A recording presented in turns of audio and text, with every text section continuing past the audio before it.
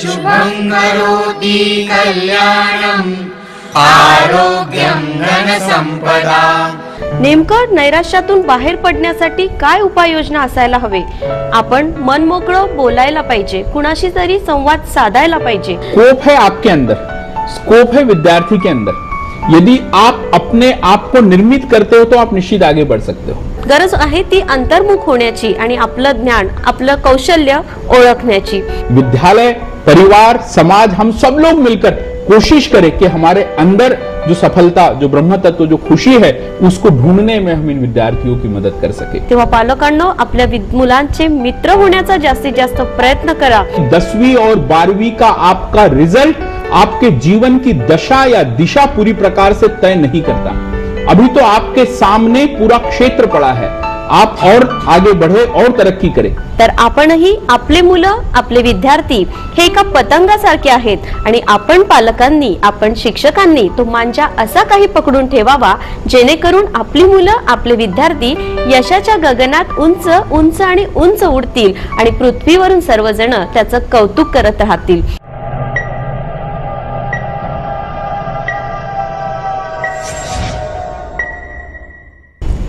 नमस्कार, RCN digital news तर्फे आरोग्यम या विशेष सदरात आरसीएनच्या सर्व प्रेक्षकांचं मनपूर्वक स्वागत। नुकतेच 10वी आणि 12वीचे निकाल आपल्या हाती आलेले आहेत। टक्केवारीत बाजी मारणाऱ्या विद्यार्थ्यांचं मनपूर्वक अभिनंदन आणि यशासोबतच ज्यांच्या पदरी अपयश आलंय आणि मग त्या अपयश आल्यानंतर ज्या नैराश्याला विद्यार्थी सामोरे जात आहेत त्यांना खऱ्या अर्थाने सांगावंसं वाटतंय की अपयश हीच यशाची पहिली पायरी मानून यशाच्या शिखराकडे वाटचाल करायची आणि अंतर्मुख होऊन वाटचाल करण्याची हीच नेमकी वेळ आहे। कारण हे असे आहे असे असणार नाही, उद्याचा दिवस तुमचा आहे, तो घरी बसणार नाही। आणि म्हणूनच या ताणतणावाला सामोरे जाताना नेमकं नैराश्यातून बाहेर पडण्यासाठी काय उपाययोजना असायला हवे? आपण मन मोकळं बोलायला पाहिजे, कुणाशी तरी संवाद साधायला पाहिजे आणि हा संवाद साधण्यासाठी आज आपल्या स्टुडिओमध्ये आहेत अमरावतीच्या पोद्दार इंटरनॅशनल स्कूलचे प्राचार्य सुधीर महाजन सर। सर नमस्कार। नमस्कार। आरसीएन डिजिटल तर्फे आरोग्यम या सदरात विद्यार्थ्यांनी नेमकं तणावातून कसं दूर बाहेर पडायचं याच्याविषयी चर्चा करण्यासाठी आज आपण खास आमंत्रित आहात। थँक्यू।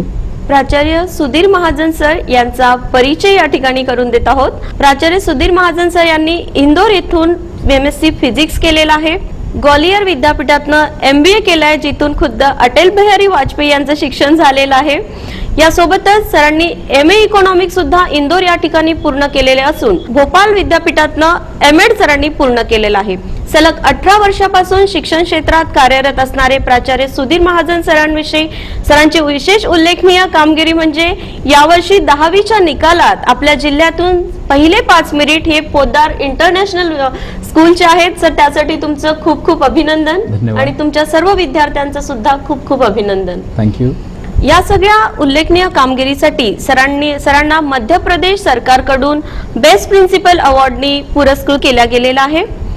यंगेस्ट प्रिन्सिपल अवॉर्ड सुद्धा सरांना बहाल करण्यात आलेला असून ग्लोरी ऑफ इंडिया नवी दिल्ली या अवॉर्डनी सुद्धा सरांना सन्मानित करण्यात आलेले आहे। या आणि अशा अनेक उल्लेखनीय कामगिरी सोबतच आपल्या शाळेचे अगदी वर्ग 4 चे कर्मचारी पासून व्हाईस प्रिन्सिपल आणि अनेक शिक्षक या सर्वांसोबत आणि पालक आणि विद्यार्थी यांच्यासोबतही सरांची एक संवाद साधण्याची विशेष सरांचं एक वैशिष्ट्य असं आहे की सरांनी खूप चांगल्या पद्धतीने संवाद साधून सगळ्यांना नैराश्यातून बाहेर आणतात आणि हेच सरांच्या आणि त्यांच्या शाळेचे यशाचं गमक आहे।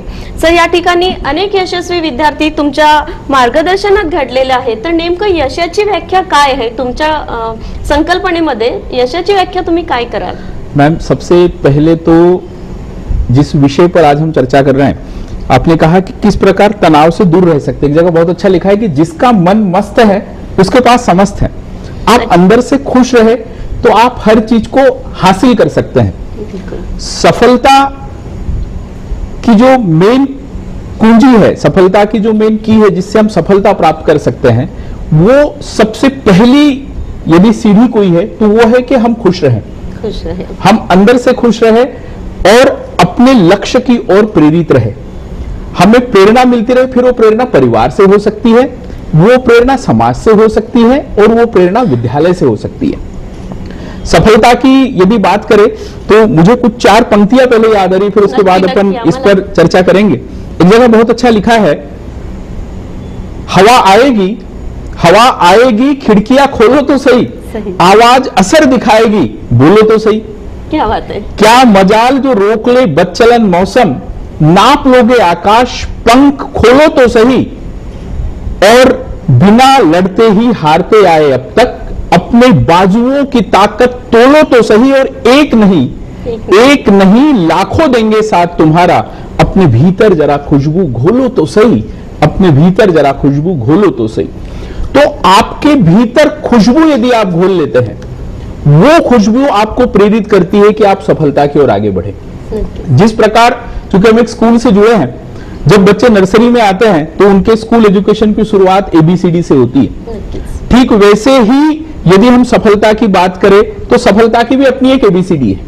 बहुत संक्षिप्त में उसको समझते हैं तो सफलता अपने आप में डिफाइन हो जाएगी। सफलता की ABCD में पहला लेटर आता है A यानी अवेयरनेस। हम जागरूक रहें, हमें एक छोटी से छोटी बात को लेकर बड़ी से बड़ी बात की जानकारी होना चाहिए। मैं एक छोटी सी कुछ कहानी बताने का प्रयास करता हूं। कहते हैं एक बहुत बड़ा ज्योतिषी था, उसको तारों का समग्र ज्ञान था। दूर दूर से लोग उसके पास आते थे, तारों की जानकारी लेते थे, उनसे एक मोटी रकम लेता था और तारों की जानकारी देता था। एक दिन रात के अंधेरे में आसमान के तारों की तरफ देखते हुए जा रहा था तो गड्ढे में गिर गया। एक बुढ़िया ने, एक वृद्धा ने उसको गड्ढे से बाहर निकाला। गड्ढे से बाहर निकालने के बाद में वो ज्योतिषी ने कहा कि मैं तारों का बहुत बड़ा ज्योतिषी हूं, मुझे सारे तारों के बारे में जानकारी है, दूर दूर से लोग आते हैं, उनसे एक मोटी रकम लेता हूं, तारों की जानकारी देता हूं, पर चूंकि आपने मुझे इस गड्ढे से बाहर निकाला है तो आप किसी भी तारे के बारे में पूछ लीजिए, मुफ्त में उसकी जानकारी दे दूंगा। तब उस बुढ़िया ने, वृद्धा ने जो जवाब दिया, उसमें सफलता का, जिंदगी का सार छिपा है। उसने कहा, बेटा जिसको जमीन के गड्ढों का पता नहीं, उस पर क्या भरोसा करूं कि आसमान के तारों का ज्ञान होगा। ये बहुत बड़ी बात है। तो अवेयरनेस है, हमें एक छोटी से छोटी बात को लेकर बड़ी से बड़ी बात की जानकारी होना चाहिए। 12th में, 10th में हम 95%, 98% ये सब लेके पास हो रहे हैं, लेकिन यदि हम अंदर से खुश रहने की कला नहीं सीख पा रहे तो परसेंटेज का कोई महत्व नहीं है। अगदी बरोबर। क्योंकि हर परसेंटेज से, हर मार्क से जिंदगी बड़ी है। इसको सबसे पहले समझने की जरूरत है। आप खुश रहते हुए यदि बहुत अच्छे मार्क्स लाते हैं तो ये परिवार के लिए, समाज के लिए, देश के लिए बहुत अच्छा है। और उसके लिए हम अवेयर रहें, छोटी से छोटी बात को लेकर बड़ी से बड़ी बात की जानकारी हमको होना चाहिए। बड़ी विडंबना है कि आज बच्चों को M फॉर मैथमेटिक्स मालूम है, P फॉर फिजिक्स मालूम है, C फॉर केमिकल बॉन्डिंग मालूम है, लेकिन M फॉर माँ की ममता समझने में समय लगता है, P फॉर पापा के सपने समझने में समय लगता है, C फॉर चाचा का अपनापन समझने में समय लगता है। इन चीजों को भी हमें समजने की जरूरत है, तब हम सही अर्थों में सफलता को समझ सकते हैं। म्हणजे नेमकं अभ्यासापुरती तुमचं यशाचं मर्यादित ठेवू नका, तर सामाजिक, कौटुंबिक या सगळ्या क्षेत्रामध्ये सुद्धा आपण यशस्वी होणं तेवढंच गरजेचं आहे असं तुम्हाला वाटतं? बिलकुल सही। आणि या विषयासोबतच आपण बघतोय की सरांनी सांगितलं की खुशबू अंदर घोलो तो सही। खऱ्या अर्थाने शैक्षणिक प्रवासाचा एक सुगंध विद्यार्थ्यांच्या मनामनात निर्माण करणारे प्राचार्य सुधीर महाजन सर आज आपल्या सोबत आहेत। सर, यशस्वी विद्यार्थ्यांच्या यशाची व्याख्या तुम्ही या ठिकाणी आम्हाला समजावून सांगितली। मला असं वाटतं की मग नेमके जे विद्यार्थी अपयशाला सामोरे जात आहेत त्यांना त्या अपयशाच्या तणावातून दूर करण्यासाठी तुम्ही आमच्या या आरोग्यमच्या सदरात तणावग्रस्त विद्यार्थ्यांसाठी काय सांगाल? देखिए, सबसे पहले तो एक चीज ये समझे कि सब कुछ सफलता और असफलता डिपेंड करती है कि आप उसको किस रूप में एक्सेप्ट करते हैं, किस रूप में आप उसको लेते हैं। क्योंकि असफलता ही सफलता की पहली सीढ़ी है। एक जगह बहुत अच्छा लिखा है कि जो गिरा है वो उठा है, जो उठा है वो चला है, जो चला है वो बढ़ा है, और जो बढ़ा है उसने ही इतिहास गढ़ा है। क्या? तो आप गिरोगे भी, लेकिन गिरकर उठने की कला जिसमें आ गई, उसने अपने तनाव पर नियंत्रण पाने की कला सीख ली। बहुत सारे ऐसे उदाहरण हैं जिनको हम देखकर ये समझ सकते हैं कि असफलता कुछ भी नहीं है। आप एक लगन के साथ में आगे बढ़ेंगे तो आज यदि असफल है तो कल सफल हो सकते हैं। मैं एक छोटा सा उदाहरण देना चाहूंगा।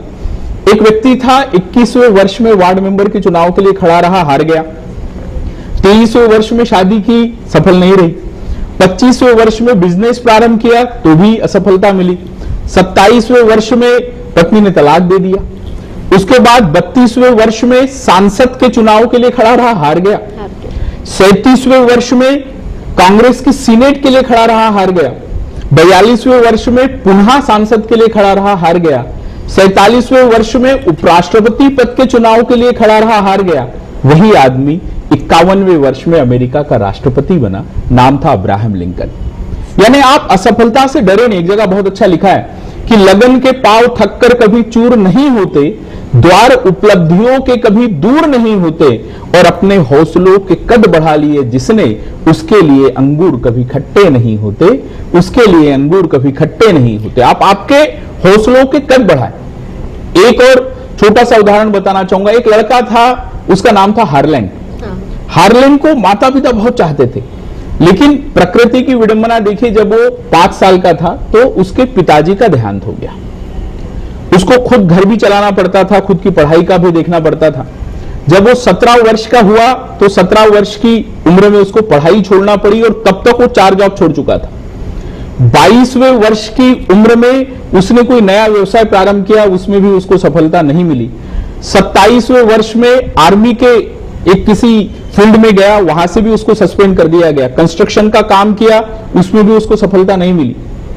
30वें वर्ष में व्यवसाय प्रारंभ किया, फिर उसमें सफलता नहीं मिली। 40वें वर्ष की उम्र में वो एक पेट्रोल पंप पर चिकन बेचने का काम करता था। उसके 10 साल बाद यानी 50 साल की उम्र में उसने अपनी खुद की एक रेस्टोरेंट खोला। उस रेस्टोरेंट में भी आग लग गई। उसने फिर उस रेस्टोरेंट को खड़ा किया। 60 साल की उम्र में खुद का बिजनेस प्रारंभ किया, जिसको केटकी फ्राइड चिकन के नाम से जानते हैं। हम और सब उसको KFC कहते हैं, और आज $9 बिलियन की कंपनी है। यानी ठोकर खा के वे जो ठाकुर बने, जो आगे बढ़े, वो सफलता प्राप्त कर सकता है। तो आप असफलता से डरे नहीं। मराठी में एक जगह बहुत अच्छा लिखा है की लाटांना घाबरणारी नाव किनारा गाठणार नाही आणि प्रयत्न करणाऱ्यांना कधीही अपयश येणार नाही.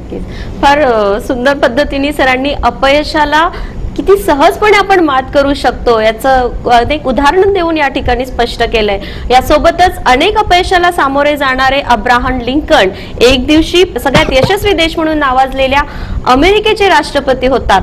तर नक्कीच तेच अब्राहम लिंकन सांगतात की मला जर झाड तोडण्यासाठी 6 तास दिले असतील तर त्यातले 4 तास हे मी कुऱ्हाडीला धार लावण्यासाठी. म्हणजे अपयश आल्यानंतर असलेल्या वेळेचा तुम्ही कसा सदुपयोग करता आणि यश गाठता हे महत्त्वाचं.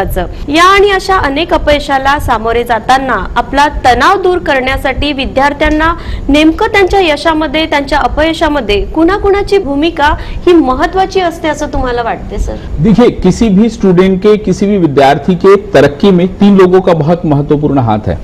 कहते हैं चालक, पालक और बालक. चालक यानी टीचर्स, पालक यानी पेरेंट्स, अभिभावक, और बालक यानी वो स्वयं खुद जो चेंज होना चाहता है, जो आगे बढ़ना चाहता है. सबसे पहले अपन बात करते हैं चालक की कि चालक यानी टीचर्स या स्कूल, उसका कैसा रोल हो सकता है एक स्टूडेंट के तरक्की में. हमेशा मैं स्कूल में भी कहता हूं, एक सिद्धांत मुझे हमेशा लगता है कि टीचर, शिक्षक की गोदी में प्रलय और सृजन दोनों पलते हैं. शिक्षक ने अपनी शक्ति को महसूस करना चाहिए, और शिक्षक ने हमेशा यह समझना चाहिए कि हर विद्यार्थी में असीमित संभावनाएं हैं, असीमित क्षमताएं हैं. आवश्यकता है उन क्षमताओं को निखारने की, उन क्षमताओं को विकसित करने की. यदि उस समय भी कठिन परिस्थितियां थी, जिस समय आचार्य चाणक्य थे, लेकिन आचार्य चाणक्य ने चंद्रगुप्त को निर्मित किया. उस समय भी विषम परिस्थितियां थी, जिस समय रामकृष्ण परमहंस जी थे, लेकिन उन्होंने स्वामी विवेकानंद को निर्मित किया. उस समय भी विषम परिस्थितियां थी, जिस समय गुरु सांदीपनी थे, लेकिन उन्होंने कृष्ण को निर्मित किया. द्रोणाचार्यांनी अर्जुन को निर्मित किया. आणि विपरीत परिस्थितीतही एकलव्याने मला असं वाटतं की गुरुच्या पाठीमागेही ती शिक्षा घेतली. बिल्कुल बिल्कुल. यानी हर विपरीत परिस्थिति में शिक्षक आगे बढ़ता है. तो क्या इन लाखों विद्यार्थियों में से आज का शिक्षक किसी एक को भगत सिंह, किसी एक को स्वामी विवेकानंद, किसी एक को डॉक्टर APJ अब्दुल कलाम नहीं बना सकता? बना सकता है, यदि टीचर ठान ले. टीचर ये समझिएगा, बहुत अच्छा लिखा है कि जब जब उठती है अनाचार की आंधी तो तो शिक्षक पैदा करता गौतम या गांधी, क्या बात। कोई सुभाष फट पड़ता इस धरती से, जब कभी चेतना यहां किसी ने बांधी, कितने दिन टिक पाएगा यहां अंधेरा, मैं नित नूतन ज्ञान के निर्झर दूंगा, तुम अपना अपना तनिक हाथ दो मुझको, मैं मानवता की झोली को भर दूंगा। तो आवश्यकता है कि शिक्षक अपनी उस शक्ति को समझे, अपने शिक्षक धर्म का पालन करे। और शिक्षक धर्म ये कहता है कि हर विद्यार्थी में क्षमता है, हर विद्यार्थी आगे बढ़ सकता है। आप एक अच्छे मेंटर बनकर, एक अच्छे मार्गदर्शक बनकर उस विद्यार्थी को आगे बढ़ाने का प्रयास करें। सबसे पहले अपनी शक्ति को जाने। सेकेंड आता है पालक यानी पेरेंट्स। पालक की बहुत बड़ी भूमिका है। आप बच्चे को क्वालिटी समय दें, अपनी भावनाएं उसके ऊपर थोपने का हम प्रयास नहीं करें। वो जिस फील्ड में आगे जाना चाहता है उस फील्ड में आगे जाने के लिए उसको प्रेरित करें, उसके साथ में संवाद स्थापित करें। जब आप उसके एक अच्छे मित्र बनकर उसके साथ संवाद स्थापित करेंगे तो निश्चित ही वो आगे बढ़ेगा और निश्चित ही वो तरक्की करेगा। थर्ड आता है खुद स्टूडेंट। ही भूमिका तेवढीच महत्त्वाची। बिल्कुल बिल्कुल, विद्यार्थी को भी समझना चाहिए कि मुझे किस प्रकार आगे बढ़ना है, वातावरण से, गुरुओं से, अपने अभिभावकों से किस प्रकार से व्यवहार करना है और किस प्रकार से प्रेरित होकर आगे बढ़ना है। तो मुझे लगता है चालक, पालक और बालक इन तीनों की महत्वपूर्ण भूमिका है। मैं स्टूडेंट्स को एक बात ये कहना चाहूंगा कि आप समय के अनुरूप अपने आप को परिवर्तित करने का प्रयास करें। It's an era of globalization, एक जगह बहुत अच्छा लिखा है कि if you do not change yourself the change will change you. तो आज का जो सिनेरियो अपने आप में परिवर्तन करेगा, तो अपने आप को आप तैयार करें, हर परिस्थिति का सामना करने का प्रयास करें और हमेशा याद रखें कि कोई भी प्रतिस्पर्धा जीवन से बड़ी नहीं है। यदि जीवन है तो आप हर प्रतिस्पर्धा में आगे बढ़ सकते हैं। अपने तनाव पे नियंत्रण करें, अपने आप को पॉझिटिव्ह रखें, तो निश्चित ही आप हर प्रतिस्पर्धा में आगे बढ़ सकते हैं। नक्कीच या ठिकाणी विद्यार्थ्यांच्या यशामध्ये, अपयशामध्ये किंवा त्यांच्या दैनंदिन जगण्यामध्ये कुणाची भूमिका महत्त्वाची आहे हे सांगताना सरांनी सांगितले की चालक, बालक आणि पालक यासोबतच मला असं वाटतंय की परीक्षेच्या काळानंतर निकालाचा काळ हा सुद्धा एक परीक्षेचाच काळ पालकांसाठी असतो आणि आमची विनंती आहे पालकांना की तुम्ही विद्यार्थ्यांचे पालक आहात, मालक नाही, तेव्हा विद्यार्थ्यांना घेऊन चालण्याची, त्यांचा मित्र होण्याचा एक प्रयत्न करा। या पद्धतीने सरांनी, याच आशयाने सरांनी आपल्याला समजावून सांगण्याचं की महत्त्वाची भूमिका असते ती पालकाची, तेव्हा पालकांनो विद्यार्थ्यांचे मित्र व्हा अशी या ठिकाणी विनंती सुद्धा आम्ही पालकांना करीत आहोत। एक जगह बहुत अच्छा लिखा है कि ना बुरा होगा ना बढ़िया होगा, ना बुरा होगा ना बढ़िया होगा, वही होगा जैसा नजरिया होगा। आप आपका नजरिया, सब कुछ डिपेंड है आपके विचारों पर, सब कुछ डिपेंड है आपके थॉट्स पर। तो हम हमारे थॉट्स को, हमारे विचारों को सकारात्मक बनाने का प्रयास करें।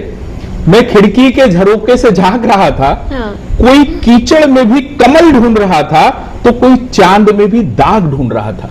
आजकल हमारी प्रवृत्ति चांद में भी दाग ढूंढने की। मैं आप सबसे निवेदन करूंगा कि हम कीचड़ में कमल ढूंढने की क्षमता हमारे अंदर निर्मित करें, यानी कमी में भी अच्छाई ढूंढने की जब क्षमता आप निर्मित करेंगे, जब आप पॉजिटिव होंगे तो निश्चित ही आप आगे बढ़ेंगे, निश्चित ही आप तरक्की करेंगे। तो पॉझिटिव्ह बने, सकारात्मक बने, निश्चित ही आगे बढ़ेंगे, निश्चित ही तरक्की करेंगे। आणि मला असं वाटतंय सर की यश अपयशाला सामोरे जाताना किंवा कुणाची भूमिका त्यात महत्त्वाची हे तुम्ही सांगत आहात, पण सध्याच्या धकाधकीच्या आणि स्पर्धात्मक युगामध्ये तुम्हाला असं नाही वाटत का की 10वी-12वीच्या परीक्षेला जरा जास्ती महत्त्व दिले जात आहे? ये डिपेंड करता है हमारे एनवायरमेंट पे। अभी फिलहाल हमने जो एनवायरमेंट बनाया है उसके अनुसार 10th और 12th के परसेंटेज हमारे लिए बहुत मायने रखते हैं, लेकिन यदि वास्तविकता यदि हम आज देखें तो ये प्रतिस्पर्धा का जमाना है, कॉम्पिटिटिव एग्जाम्स का जमाना है। आप मुझे ये बताइए कि 12वीं के बाद आपको किसी प्राइवेट इंजीनियरिंग कॉलेज में भी एडमिशन लेना है तो क्या परसेंटेज पे एडमिशन मिलते हैं? नहीं मिलते। आपको पहले कॉम्पिटिटिव परीक्षा देना है, आपको एक प्रतिस्पर्धात्मक परीक्षा देना है। तो यदि मान लीजिए अभी आपका 10th में 65% भी है, 12th में 65% भी है, तो आप उस स्थिति तक तो पहुंच गए कि आप हर कॉम्पिटिटिव एग्जाम दे सकते हैं। अपने आप को आप फिर तैयार करें। ऐसे बहुत सारे एग्जाम्पल है कि हायर सेकेंड क्लास या फर्स्ट डिवीजन के आसपास पास हुए और आगे चल के IAS बने, IPS ऑफिसर बने। प्रतियोगी परीक्षाओं की तैयारी और इन बोर्ड परीक्षाओं में प्रतिशत लेना दोनों एक अलग अलग बात है। तो आप ये मत समझे कि यदि 10th में मेरा कम परसेंटेज है, 12th में कम परसेंटेज है तो मैं आगे नहीं जा सकता। मेडिकल में भी परीक्षा के लिए आपको नीट देना है, सीए बनना है तो सीपीटी देना है, बहुत अच्छा वकील बनना है, जज बनना है तो क्लैट की परीक्षा दे। यानी आप आगे चल के भी प्रतियोगी परीक्षाओं की तैयारी बहुत अच्छे से कर सकते हैं। मैं तो कहूंगा केवल मार्क्स के लिए नहीं पढ़कर हम ज्ञान अर्जित करने के लिए पढ़े, क्योंकि ये मार्क्स आपको एक रास्ता दिखा सकते हैं लेकिन मंजिल तक पूरी तरह नहीं पहुंचा सकते। मंजिल तक पहुंचने के लिए ज्ञानवान होना पड़ेगा, मंजिल तक पहुंचने के लिए किताबें पढ़ना होगी, फेसबुक छोड़ के बुक को फेस करना होगा, तब हम आगे बढ़ेंगे, तब हम तरक्की करेंगे। यदि किसी बच्चे के 12th में 65% भी है और वो IIT JEE या फिर वो CET इसमें बहुत अच्छा करता है तो उसको इंजीनियरिंग का बहुत अच्छा कॉलेज मिल सकता है, नीट पे बहुत अच्छा कर सकता है तो उसको मेडिकल का बहुत अच्छा कॉलेज मिल सकता है। तो ये प्रतिशत यानी आपकी जिंदगी का आखिरी पड़ाव नहीं है, आगे तो अभी बहुत कुछ आगे जाना है। नक्कीच फार चांगल्या पद्धतीने सर सांगताय की फेसबुक सोडून पुस्तकांना फेस करायचे दिवस आहेत हे विद्यार्थ्यांसाठी, आणि म्हणूनच विद्यार्थ्यांना सांग की असं यशस्वी व्हा जेणेकरून लोकांनी तुम्हाला फेसबुकवर नाही तर गुगलवर शोधलं पाहिजे आणि तुम्ही गुगलवरती सापडले पाहिजे। इतकं मोठं तुमचं कार्य, कर्तृत्व आणि तुमचं यशही असायला हवं। यानंतर सर तुम्हाला विचार असं वाटतंय की शिक्षण उत्पन्नाचं साधन आहे असं वाटतंय का? म्हणजे तुम्ही म्हणताय की स्पर्धा तर आहेच, स्पर्धेला सामोरं जाणं गरजेचंच आहे, तर मग इंजिनिअरिंग, डॉक्टर, वकील या सगळ्या क्षेत्रात जाण्यासाठी मग ते उत्पन्नाचं साधन वाटतं का तुम्हाला शिक्षण? देखिए, ये एक जगह बहुत अच्छा लिखा है कि शिक्षा का लक्ष्य महज डिग्री नहीं होती, सिंधु की सीमा छोटी नहीं होती और बागडोर देश की कल जो संभालेगा उस युवा का लक्ष्य महज रोटी नहीं होती। रोटी नहीं होती यानी केवल हम एजुकेशन लेकर हमारी जीविकोपार्जन का साधन उससे बन सके, ये शिक्षा का कदापि लक्ष्य नहीं है। शिक्षा का लक्ष्य है कि हम अच्छा ज्ञान प्राप्त कर समाज के एक अच्छे नागरिक बनने का प्रयास करें और आगे बढ़े। निश्चित ही एजुकेशन आपको एक अच्छा स्टेटस देता है, लेकिन एजुकेशन एक आपको अच्छा इंसान भी बनाने का प्रयास करता है। तो हम अच्छे प्रतिभाशाली विद्यार्थी होने के साथ साथ एक अच्छे गुण संपन्न, एक अच्छे चरित्रवान विद्यार्थी बने, उसका भी प्रयास करने का प्रयास करें। और यदि केवल आप एजुकेशन को संकीर्ण रूप से इस बात के लिए लेते हैं कि हम आगे चल के जीविकोपार्जन का ही केवल उसको साधन बनाएंगे, तो मुझे लगता है महात्मा गांधी जी ने जो शिक्षा की अवधारणा दी थी कि शिक्षा का मतलब है विद्यार्थी के संपूर्ण व्यक्तित्व का सर्वांगीण विकास, वो शायद पूरी नहीं होती है। अच्छी एजुकेशन लेकर हम एक अच्छे डॉक्टर, एक अच्छे इंजीनियर, एक अच्छे कलेक्टर, एक अच्छे राजनीतिज्ञ तभी बन सकते हैं जो सबसे पहले एक अच्छे इंसान हो। तो एजुकेशन एक अच्छा इंसान बनने का प्रयास करता है। इंग्लिश में एक जगह बहुत अच्छा लिखा है कि life is the bunch of changes and education enable us to manage that changes. यदि हमने शिक्षा लेकर हर परिस्थिति के साथ सामंजस्य करने की कला सीख ली तो हम हर क्षेत्र में आगे बढ़ सकते हैं, हम हर एक क्षेत्र में तरक्की कर सकते हैं। इस भारत देश में हर चीज संभव है। एजुकेशन हमको जोड़ना सिखाता है, एजुकेशन हमको तोड़ना नहीं सिखाता। और एजुकेशन की वो जोड़ने की जो प्रवृत्ति है उसको हमें हमारे अंदर कहीं ना कहीं आत्मसात करने की आवश्यकता है। तो एजुकेशन से एक तो स्टेटस ले, दूसरा एडजस्टमेंट करने की चीज सीखे और तीसरा कनेक्ट करने की चीज सीखे। क्योंकि भारत जैसे देश में, मुझे आप ये बताइए मैम, कि यदि किसी महिला का भाई नहीं है तो क्या उस महिला के लड़के या लड़की का मामा नहीं है? इस देश में संभव नहीं है, नहीं, शक्य नहीं। क्योंकि यहाँ चंदा को भी मामा कहते हैं और यहाँ बिल्ली को भी मौसी कहते हैं। ये हमें जोड़ना सिखाता है। तो एजुकेशन जोड़ना सिखाए, कनेक्टिविटी, तोड़ना नहीं सिखाए, और हम एजुकेशन को वास्तविक अर्थ में ग्रहण करने का प्रयास करें।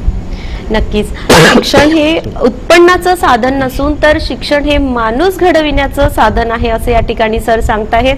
सर, आपण बघतोय की बऱ्याच शाळेमध्ये विद्यार्थ्यांना हे एकाच मोजपट्टीत मोजण्याचं काम करताय, तर ही पद्धत कितपत योग्य आहे असं तुम्हाला वाटतंय? नहीं, देखिए, हर विद्यार्थी, हर एक व्यक्ति दूसरे से अलग है। इस पूरे ब्रह्मांड में, इस पूरी दुनिया में कोई भी ऐसे दो व्यक्ति नहीं मिलेंगे जिनके फिंगरप्रिंट्स एक जैसे हो, या जिनके आंखों के रेटिना के निशान एक जैसे हो, या जिनके टंग के निशान, जबान के निशान एक जैसे हो। यानी हर व्यक्ति एक दूसरे से अलग है, हर व्यक्ति की सोचने की क्षमता अलग है। वैसे ही हर विद्यार्थी दूसरे से अलग है। स्वामी विवेकानंद ने कहा है कि हर विद्यार्थी में, हर व्यक्ति में ब्रह्म तत्व है। हमें और आपको यानी विद्यालय को, समाज को, परिवार को मिलकर उस विद्यार्थी में वो जो ब्रह्म तत्व है, जिसको आप सफलता कह सकते हो, जिसको आप तरक्की कह सकते हो, उसको हमें ढूंढने का प्रयास करना चाहिए। आपने देखा होगा कि सचिन तेंदुलकर भले ही 10वीं में बहुत अच्छा नहीं कर पाए हो, लेकिन आज क्रिकेट का भगवान है। उसके अंदर वो जो ब्रह्म तत्व था वो क्रिकेट में छिपा था, वो उसके पिताजी ने, उसके कोच ने, कुटुंबाने जाना। नक्की। उसी प्रकार हर एक विद्यार्थी में एक अलग ब्रह्म तत्व है, उसको हम जानने का और समझने का प्रयास करें।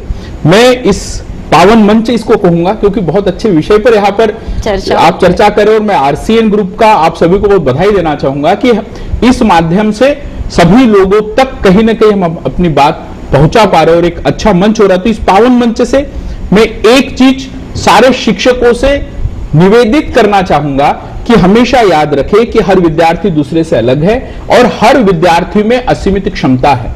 हमें कोई भी अधिकार नहीं कि हम किसी विद्यार्थी को कहे कि आप पढ़ने में कमजोर है या आपको इस क्षेत्र में आप कम हो। वो किस क्षेत्र में अच्छा है उसको ढूंढने का हम प्रयास करें और उसमें हम आगे बढ़ाने का प्रयास करें। एकाच मोजपट्टीत प्रत्येक विद्यार्थ्यांना आपण तोलू नये असं मोलाचा सल्ला सर या ठिकाणी देत आहेत। आणि नक्कीच सरांना आमच्या आरसीएनच्या प्रेक्षकांच्या वतीने विचारावंसं वाटतं सर की यावर्षी 10वीच्या निकालामध्ये जिल्ह्याचा पहिला मेरिटच नाही तर पहिले 5ही मेरिट तुमच्या शाळेचे आहेत। नेमकं काय ते यशाचं गुपित नेमकं काय हे आम्हाला जाणून घ्यायला आवडेल। देखिए मैम, इस बार 10वीं की परीक्षा में 118 विद्यार्थी सम्मिलित हुए। 100% रिजल्ट के साथ साथ 35 विद्यार्थियों के अंक 90% से अधिक है। 101 विद्यार्थी फर्स्ट डिवीजन में पास है और जो डिस्ट्रिक्ट की मेरिट लिस्ट है उसमें पहले 5 विद्यार्थी पोद्दार स्कूल से ही है। एक ही रीजन हमने जो चीज देखी, और इसमें ऐसे विद्यार्थी भी है जो 6th और 7th में उनका परसेंटेज इतना ज्यादा अच्छा नहीं था, जो इस मेरिट लिस्ट में भी 1-2 बच्चे हैं। लेकिन जब वो 9th-10th में आए तो हम लोगों ने एक ही काम किया, उनको सबसे पहले ये चीज समझाई गई कि ये जो दोनों वर्ष है ये आपके लिए कितने महत्वपूर्ण है। सेकेंड, हमने प्रयास ये किया कि उनको तनाव से मुक्त रखे। आप यदि स्ट्रेस में लेकर उनको कोई बात पढ़ाएंगे तो नहीं पढ़ेंगे, उसके अंदर इंटरेस्ट किया जाए, इंटरेस्ट निर्मित किया जाए तो विद्यार्थी बहुत अच्छे से पढ़ेगा। कोई भी विषय अच्छा है खराब नहीं, अपन कहते हैं कि इसके मैथ्स में नंबर कम आए तो इसको मैथ्स कम समझ में आता है, या साइंस में नंबर कम आए तो साइंस कम, ऐसा होता ही नहीं है। विद्यार्थी को हर विषय समझ में आता है, आवश्यकता है इंटरेस्ट लेने की। हमने विद्यार्थियों का इंटरेस्ट पढ़ाई की तरफ निर्मित करने का प्रयास किया। दूसरा, हर 15 दिन में हर विद्यार्थियों से व्यक्तिगत रूप से बात की कि उनको क्या क्या समस्याएं आ रही है। फिर वो उनकी व्यक्तिगत समस्या हो सकती है, वो विषय से संबंधित समस्या हो सकती है, परिवार से संबंधित समस्या हो सकती है। हमने उस समस्या को हल करने का प्रयास किया। बच्चों को अलग अलग तरीके से प्रेरित किया। जैसे मैं एक बच्चे का उदाहरण बताना चाहूंगा कि वो थोड़ा, हमें ऐसा लगता था कि किसी विषय में उसकी रुचि कम हो रही है, लेकिन वो स्केटिंग में बहुत अच्छा था। अच्छा। हम लोगों ने उसको स्केटिंग में आगे बढ़ाया, वो स्टेट लेवल पर, नेशनल लेवल पर खेल के आया। लेकिन खेल के आने के बाद में वो बहुत मोटिवेट था। अच्छा। उसको एक दिन ऑफिस में बुलाकर जब चर्चा हुई कि बेटा स्केटिंग में यदि आप नेशनल लेवल पर जा सकते हो तो पढ़ाई तो उससे थोड़े कम लेवल की, आप थोड़ा मन से उसमें करेंगे, इंटरेस्ट लेंगे, तो आप उसमें और आगे बढ़ सकते हैं। क्योंकि स्केटिंग में नेशनल लेवल पे जाना है तो आपको रोज 4 घंटे 5 घंटे प्रैक्टिस करना है, पर आप कंटिन्यूअस रूप से 3 घंटे यदि पढ़ेंगे तो निश्चित ही आप आगे बढ़ सकते हैं, निश्चित ही आप तरक्की कर सकते हैं। बच्चे को बात बहुत अच्छी लगी और आज अभी जो रिजल्ट है उसमें उसका 92% है। ये बड़ी अच्छी बात है। तीसरा, मुझे लगता है कि यदि हम टेक्निकली बात करें तो सीबीएसई परीक्षा में जो प्रश्न पत्र आता है उतना कठिन नहीं आता है, लेकिन बात डिपेंड करती है स्पीड पर कि आप कितने स्पीडली उन प्रश्नों को हल करते हैं। हमने बच्चों को मेहनत की ओर थोड़ा लगाया। उनको डेली ये था कि आपको जो भी आपको पढ़ाई करना है वो आप लिख के याद करें। उनको डेली 20 पेजेस घर से लिख के लाना होते थे, जो भी पढ़े आप लिख कर याद करें। और वो 20 पेजेस चेक करने के लिए अलग अलग टीचर लगाए गए थे। यदि किसी दिन बच्चे ने 20 पेजेस कंप्लीट नहीं किए तो उसको डांटा नहीं जाता था, लेकिन उसने क्यों नहीं कंप्लीट किए उस पर चर्चा करके 20 पेजेस का महत्व क्या है उसको समझाया जाता था। इन सारे तरीकों से उसकी स्पीड बहुत अच्छी बढ़ी। तो जब वो परीक्षा के पेपर आए तो उनको बहुत अच्छे तरीके से स्पीडली वो लिख सके, क्योंकि लिखने की कला उसको आ गई थी। बोर्ड परीक्षा कहीं भी आपको बोल के नहीं देना है, बोर्ड परीक्षा लिख के ही देना है, तो आप आपकी स्पीड उसके अंदर क्रिएट करें। तीसरी एक और बात है कि आप सिलेबस बहुत जल्दी कंप्लीट करें। हमने लगभग दिसंबर के फर्स्ट वीक में सिलेबस कंप्लीट किया। उसके बाद में बच्चों की प्री बोर्ड अलग अलग तरीके से होती रही, तो उनकी प्रैक्टिस बहुत अच्छे तरीके से हुई, और कहते practice makes a man perfect. Practice इतनी अच्छी हुई तो उन्होंने बहुत अच्छे तरीके से चीज की। मैं तारीफ करना चाहूंगा फैकल्टी की भी, कि उनको यदि लगा कि किसी विषय में बच्चे की रुचि कम हो रही है तो उसके लिए अलग से रेमेडियल क्लासेस लगी, फिर वो बच्चा उस लेवल पे डेवलप होता रहा। लेकिन अच्छे रिजल्ट के लिए पढ़ाई के साथ साथ मोटिवेशन बहुत काम करता है। आवश्यकता है 10th स्टैंडर्ड के बच्चों के साथ में टीचर, प्रिंसिपल कंटिन्यूअस रूप से चर्चा करते रहे, उनकी समस्याओं को हल करते रहे, उनसे बातचीत करते रहे, तो बहुत अच्छा हल वैयक्तिक समुपदेशन सुद्धा तेवढंच गरजेचं आहे असं तुम्हाला सांगायचं। बिलकुल बिलकुल। तुम्ही सांगताय सर की स्पर्धा गरजेची आहे, वेगवेगळे कॉम्पिटिटिव्ह एक्झाम आहेत तेही फेस करणं विद्यार्थ्यांना गरजेचंच आहे। मग अशा या जीवघेण्या स्पर्धेपासून विद्यार्थ्यांना नेमकं कसं दूर ठेवायचं? म्हणजे परीक्षा ही मार्क्स मिळवण्यासाठी आहे की नेमकी ज्ञान मिळवण्यासाठी आहे, हाही एक प्रश्न निर्माण होतो। तर त्या जीवघेण्या स्पर्धेपासून विद्यार्थ्यांना कसं दूर ठेवता येईल? मैम, सबसे पहले जो हमें कह रहे हैं कि ये प्रतिस्पर्धा जो है ये कठोर कंपटीशन है, या ही जी प्रतिस्पर्धा है जीवघेनी प्रतिस्पर्धा है, ये हमें कहना ही नहीं चाहिए। ये प्रतिस्पर्धा है। और मुझे बताइए कि कहाँ प्रतिस्पर्धा नहीं है? उस प्रतिस्पर्धा को आप कैसे एक्सेप्ट करते हो, उस पर सारी चीज डिपेंड है, उस पर सारी बातें डिपेंड है।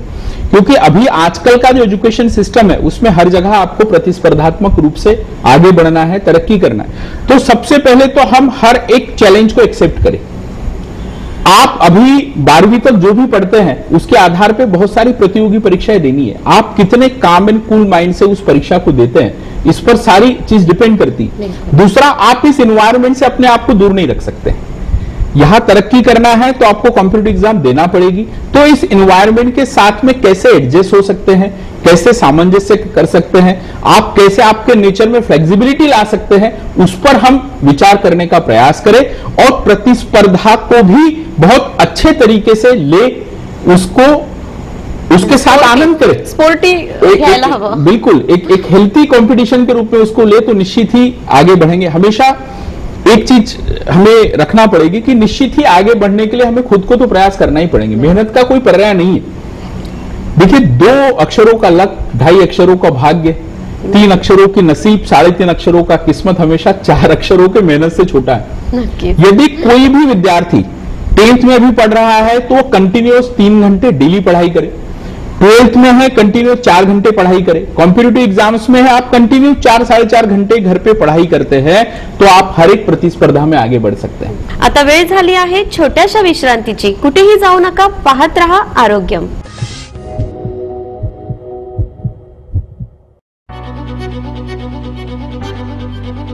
Hotel wild glory veg non veg restaurant,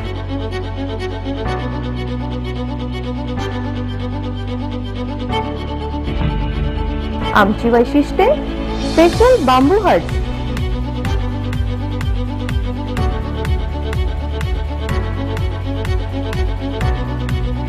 garden restaurant around rose garden,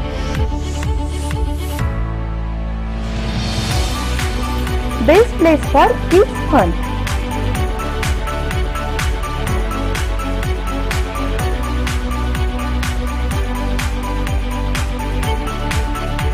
variety arrangement for roadway party, restaurant hall, celebration lawn for reception engagement, special arrangement for club party, BC party, get together, refresher party.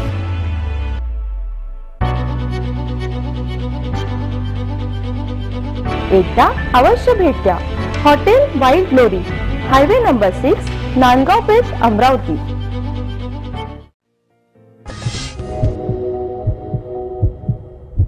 विश्रांतीनंतर आपल्या सर्वांचं पुन्हा एकदा स्वागत।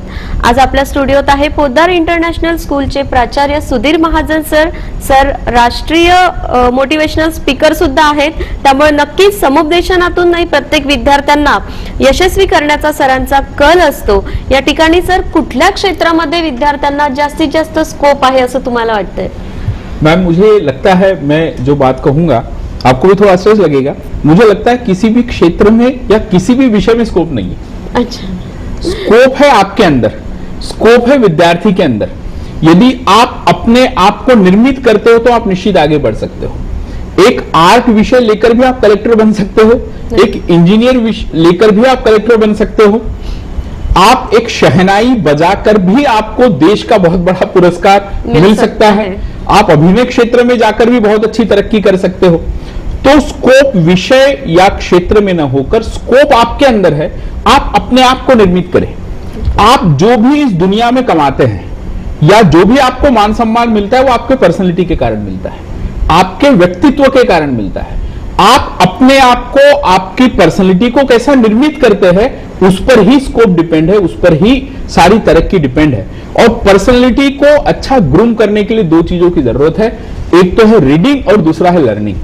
आप कितना सीखते हैं उस पर बहुत सारी बातें डिपेंड है, और आप कितना पढ़ते हैं उस पर बहुत सारी चीजें डिपेंड है। तो मैं सभी विद्यार्थियों से कहना चाहूंगा कि आप आपके अंदर स्कोप निर्मित करें। आप कोई भी विषय ले, आप मैथमेटिक्स लेंगे तो आप IIT JEE की एग्जाम लेकर बहुत अच्छा आगे बढ़ सकते हैं, बायोलॉजी लेके नीट की परीक्षा लेके आप मेडिकल फील्ड में जा सकते हैं, कॉमर्स लेके आप CPT की परीक्षा देकर CA बन सकते हैं, CS फाउंडेशन की परीक्षा दे सकते हैं, क्लैट दे सकते हैं, प्लेन BA BSc BCom कुछ करके MPSC UPSC करके आगे बहुत अच्छे प्रशासनिक सेवाओं में जा सकते हैं। आपका जो फील्ड है जर्नलिज्म, उसमें जा सकते हैं, किसी भी फील्ड में जा सकते हैं। आप आपकी पर्सनैलिटी को निर्मित करो, आप आपके अंदर स्कोप निर्मित करो। एक जगह बहुत अच्छा लिखा है कि पाषाण से भी जलधार निकल सकती है, पतझड़ में भी बाहर आ सकती है, और अगर इंसान अपनी पे आ जाए तो कैसी भी हो किस्मत बदल सकती है। आप आपके ऊपर इन्वेस्ट करें, आपके अंदर स्किल डेव्हलप करने का प्रयास करें, तो निश्चित ही आगे बढ़ेंगे, निश्चित ही तरक्की करेंगे। गरज आहे ती अंतर्मुख होण्याची आणि आपलं ज्ञान आपलं कौशल्य ओळखण्याची। आणि म्हणूनच वयाच्या इतक्या कमी वयात सरांनी स्वतःतील स्कोप ओळखत फक्त वयाच्या 30व्या वर्षी सरांना प्राचार्य पदावरती सर जाऊन पोहोचलेत, आणि आज अनेक यशस्वी विद्यार्थी घडविण्याचे महत्त्वाचं काम सर करत आहात। सर, मग काय सांगाल आमच्या विद्यार्थ्यांना की एक आनंदी हसतमुख विद्यार्थी निर्माण करण्यासाठी तुम्ही काय सल्ला देणार? देखिए, खुश रहने के लिए हर स्टूडेंट को, या अपन व्यक्ति की भी बात करें, मुझे एक छोटा सा किस्सा एक बार याद आ रहा है। एक बहुत बड़ी संत हुई है, संत राबिया। वो एक बार अपने झोपड़ी के बाहर एक सुई को ढूंढ रही थी, तो लोग जमा हो गए उसके पीछे कि भाई विदुषी महिला है, सुई ढूंढ रही। तो उन्होंने सबने सुई ढूंढने का काम चालू किया। शाम का समय हो गया, अब 1 घंटा हो गया, 2 घंटा हो गया, सुई कुछ मिली नहीं। तो उन लोगों ने फिर वो संत राबिया से बात की कि भाई आप हमें वो एक्चुअल जगह बताएं जहां पे सुई घूमी तो हम अच्छे से ढूंढ पाएंगे। संत राबिया ने कहा कि सुई तो मेरी झोपड़ी के अंदर घूमी है। तो लोगों ने कहा भाई झोपड़ी के अंदर घूमी, फिर आप बाहर क्यों ढूंढ रहे हो? तो उन्होंने कहा इसलिए क्योंकि झोपड़ी के अंदर अंधेरा था, बाहर थोड़ा बहुत उजाला था, इस कारण मैं बाहर ढूंढ रही थी। तो उन लोगों ने कहा कि नहीं, ऐसा नहीं है, आप झोपड़ी के अंदर जाइए, वो उजाला करो, सुई मिल जाएगी। तो संत राबिया हंसने लगी और उसने कहा वही तो मैं आप सभी लोगों को समझाने की कोशिश कर रही हूं कि आप खुशी को, आनंद को, परमानंद को बाहर ढूंढ रहे हो। अरे वो तो तुम्हारे अंदर गुमा है, अंदर उजाला करो, वो खुशी, वो आनंद अपने आप मिल जाएगा। तो हम हमारे अंदर उजाला करने का प्रयास करें, और वो उजाला करने के लिए जरूरी है कि हम एक पॉजिटिव एटीट्यूड हमारे अंदर निर्मित करें। संत कबीर ने बहुत अच्छा लिखा है कि जो तिल माही तेल है, जो चकमक है आग। तिल में ही तेल होता है, चकमक एक इंसेक्ट है जिसमें आग होती है। जो तिल माही तेल है, जो चकमक है आग, तेरा साई तुझ में बस जाग सके तो जाग। वो साई सफलता है, वो साई खुशी है, वो आनंद है, वो साई आपके अंदर है, आपके अंदर छिपा है। उसको हम ढूंढने का प्रयास करें।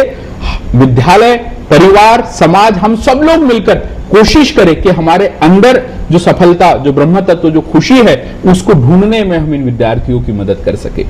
खुश रहने के लिए, जैसे अपन इंग्लिश में खुश को कहते हैं हैप्पी, यदि उसकी स्पेलिंग देखें HAPPY, तो वही अपने आप में खुश रहने की कला सिखाता है। पहला होता है यदि खुश रहना है तो H फॉर हेल्थ, यानी आप आपके हेल्थ पर ध्यान दें। रात को जल्दी सो जाए, सुबह जल्दी उठे, थोड़ा बहुत योगा करे, प्राणायाम करे, घूमे, तो आप अच्छे से हेल्थी रहेंगे। जंक फूड से हम दूर रहे, जो वेजिटेबल्स है, ग्रीन वेजिटेबल्स है, उसको सेवन करने का प्रयास करें तो हेल्थ अच्छा रहेगा। यानी व्यायाम करें, हेल्थ अच्छा रहेगा। तो हैप्पी में पहला H यानी हेल्थ। दूसरा आता है A यानी एक्सेप्ट द चैलेंजेस। हम हर परिस्थिति का सामना करने के लिए तैयार है, एडजस्टमेंट करने के लिए तैयार है। यदि वो हमने सीख लिया तो हम आगे बढ़ेंगे।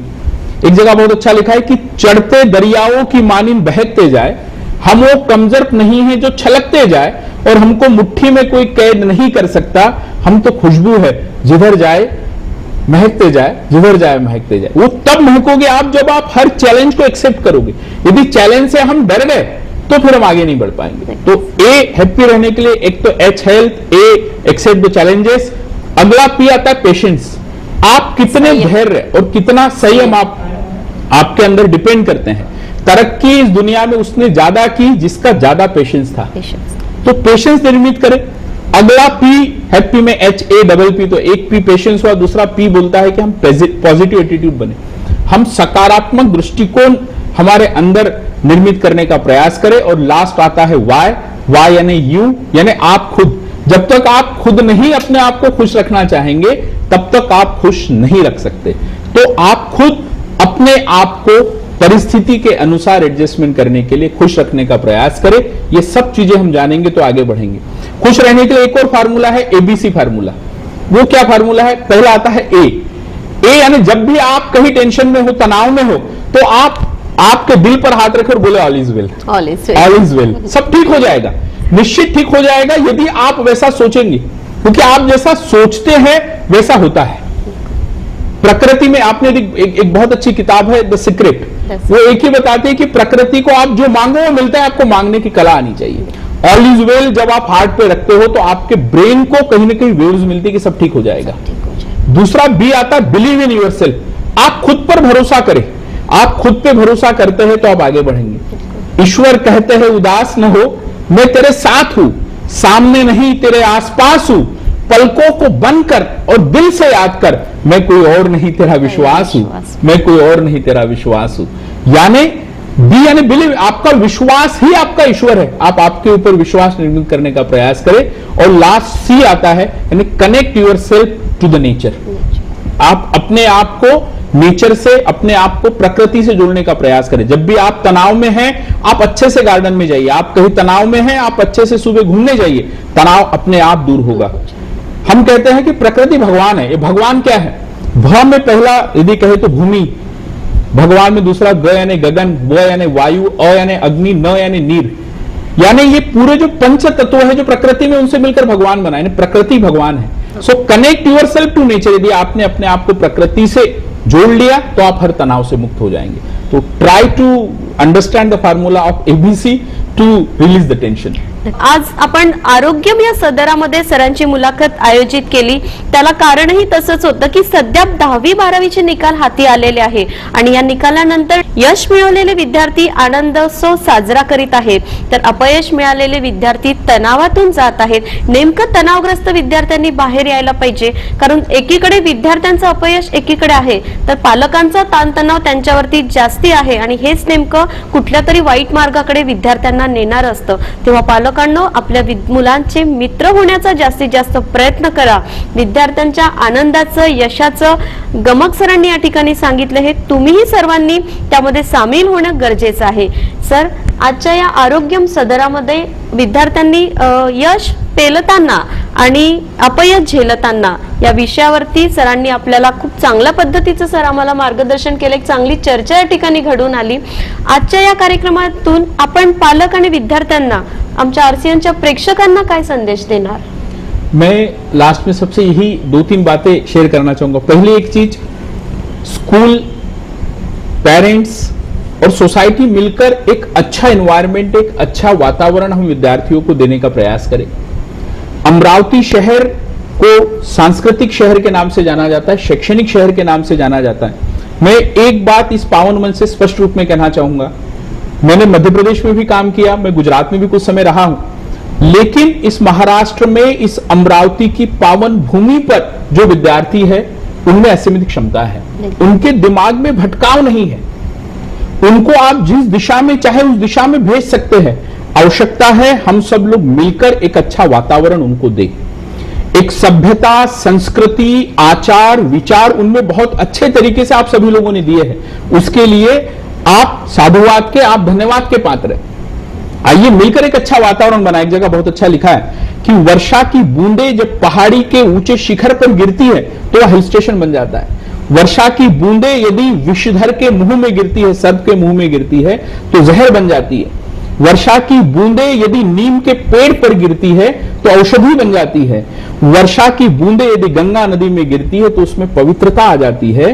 वर्षा की बूंदे यदि नाली में गिरती है तो वो मिट्टी हो जाती है, गाढ़ा हो जाती है। वर्षा की बूंदे यदि कमल के फूल पर गिरती है तो वो मोती जैसी चमकती है, और वर्षा की बूंदे यदि सीप में गिरती है तो मोती जैसी चमकती नहीं, साक्षात मोती हो जाती है। यानी वर्षा की बूंदे वही अंतर है वातावरण का। आपने कैसा वातावरण निर्मित किया, हम लोग सभी मिलकर एक ऐसा वातावरण निर्मित करें कि ये विद्यार्थी कल के एक अच्छे सुजान नागरिक बन सके। कोई बड़ी बात नहीं कि इस अमरावती से फिर कोई एक अच्छा डॉक्टर, एक अच्छा इंजीनियर, एक अच्छा कलेक्टर, एक अच्छा प्रधानमंत्री या एक अच्छा राष्ट्रपति भी बन सकता है। इन विद्यार्थियों में असीमित क्षमता है, आइए एक अच्छा वातावरण इनको देने का प्रयास करें, पहली चीज। दूसरा, इनको तनाव से मुक्त रखिए। मैं विद्यार्थियों से कहना चाहूंगा कि 10वीं और 12वीं का आपका रिजल्ट आपके जीवन की दशा या दिशा पूरी प्रकार से तय नहीं करता। अभी तो आपके सामने पूरा क्षेत्र पड़ा है, आप और आगे बढ़े और तरक्की करें। जो विद्यार्थियों ने अच्छा किया है और अच्छा करने का प्रयास करें, और यदि कहीं हमसे कमी रही उसको दूर करने का प्रयास करें। जो बाकी पुराना है उसको भूल जाए। एक कविता में बहुत अच्छा लिखा है कि जीवन में एक सितारा था, माना वो बहुत प्यारा था, वो टूट गया तो टूट गया। अंबर के आनंद को देखो, कितने इसके तारे टूटे, कितने इसके प्यारे छूटे, पर बोलो टूटे तारों पर कब अंबर शोक मनाता है, जो बीत गई सो बात गई। कम परसेंटेज है, भूल जाइए। आगे यदि 10th पास किया तो 11th 12th में कितना अच्छा कर सकते हैं, उस पर विचार कीजिए। 12th में कभी कुछ कम परसेंट है, कोई बात नहीं, आपके पास ग्रेजुएशन है, इंजीनियरिंग है, मेडिकल है, बहुत सारे फील्ड है, उसमें और अच्छा करने का प्रयास करें। मैं फिर से कहूंगा कि फील्ड स्कोप ना परसेंटेज में है, ना स्कोप किसी विषय में, स्कोप आपके अंदर है। अपने आप को निर्मित करने का प्रयास करें। और सेकंड, एक दूसरे के दिल जीतने का प्रयास करें। एक अच्छे विद्यार्थी, एक अच्छे नागरिक बनने के लिए एक सफल डॉक्टर, सफल इंजीनियर, सफल कलेक्टर, सफल व्यवसायी होने के साथ साथ एक अच्छा इंसान बनने की जरूरत है। मराठी में क्षिप्रामा में एक बहुत अच्छी चीज लिखी है कि भोवती नको रोषणाई मला, अंतरातला दिवा पेटला पाहिजे। युगा युगापासून जो माणूस आंसू झाडतो तो माणूस आज हसला पाहिजे। आणि जर वाटते तुला विश्व जिंकणे तर मन जिंकण्याची कला आली पाहिजे, तर मन जिंकण्याची कला आली पाहिजे। आइए एक दूसरे को सहारा देकर एक दूसरे के दिल जीतने का प्रयास करें। निश्चित ही ये देश पुनः विश्ववंदनीय है, पुनः विश्ववंदनीय बनेगा। हम सभी मिलकर एक अच्छा वातावरण निर्मित करें। चांगली आणि अगदी मार्मिक चर्चा आज प्राचार्य सुधीर महाजन सर यांच्यासोबत आपण आरसीएन डिजिटल चॅनलच्या आरोग्यम या सदरात यश पेलताना आणि अपयश झेलताना या विषयावर रंगवली। ही चर्चा नक्कीच आमच्या आरसीएनच्या प्रेक्षकांना, पालकांना आणि विद्यार्थ्यांनाही तेवढीच महत्त्वाची राहील। यासोबतच आपण बघतोय प्रेक्षको की पतंग आकाशात उंच उडत असला तर त्या पतंगाचं सगळेजण कौतुक करतात, कारण त्या पतंगाचा मांजा आपल्या हातात असतो। पण जेव्हा मांजा तुटतो आणि मग पतंग आकाशात कितीही उंच उडत असला तरीही त्या पतंगाकडे सगळेजण भरकटलेला पतंग म्हणून बघतात। तर आपणही, आपले मुलं, आपले विद्यार्थी हे एका पतंगासारखे आहेत आणि आपण पालकांनी, आपण शिक्षकांनी तो मांजा असा काही पकडून ठेवावा जेणेकरून आपली मुलं, आपले विद्यार्थी यशाच्या गगनात उंच उंच आणि उंच उडतील आणि पृथ्वीवरून सर्वजण त्याचं कौतुक करत राहतील।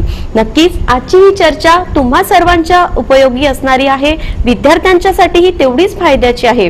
आणि म्हणून राष्ट्रीय स्पीकर असलेले, मोटिवेशनल स्पीकर असलेले आणि यावर्षीचा 10वीचा उत्कृष्ट निकाल जिल्ह्यात देणारे प्राचार्य सुधीर महाजन सर आज आपल्या सोबत होते।